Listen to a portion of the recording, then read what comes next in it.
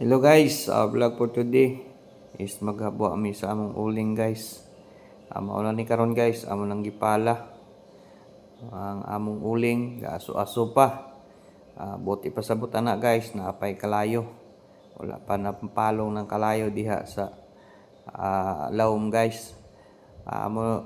Amauni among obra guys, perting inita, perting kapuya, mag-uling ta. Pero wala ta mahimo kay pobre man ta. Ato na lang ging agwan tahon ug kayahon, dili lang ta mo surrender. Mao na rin guys, nahuman na namog habwa. Ara na daghanang uling naglinap ta. Mao na guys ang among uling. Amo na lang pangwaon, pangpunpunon, dayong painon. Kay harong ang naay kalayo, dili mulapta, dili na mo tapon sa uban guys. So mauna karon guys, amo gipamunpon ato gaaso-aso pa, may naapay gaaso-aso. Unya amo na puna karong bas-on og tubig guys para mapalong ng kalayo.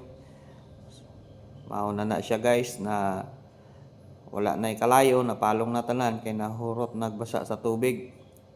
So kaning uling namo diri guys, kuani puro ni mangga. Kay naay talhong sa atong tanom nga mga sanga sa mangga atong gipanguha og giuling. May nalang makwartahan pa anugon man og di makwartahan madunot ra. So mao ni guys among giuling. Unya karon guys, hapit na mahurot, hapit na mahuman ug pamunpon namo kaning mga uling nga naglinapta dire. Pero wala pa ni nabalaan og pila ni kasako guys. Ug masulod ni karon sa sako amon pang hagay kay para nga ang may kalayo mabalaan na mo guys ug amon pang mapalong. So shout out po dai sa mga upod na ako dire guys. Shout out kay Janglin, shout out kay June Villanueva ug sa kanang usa shout out po niya.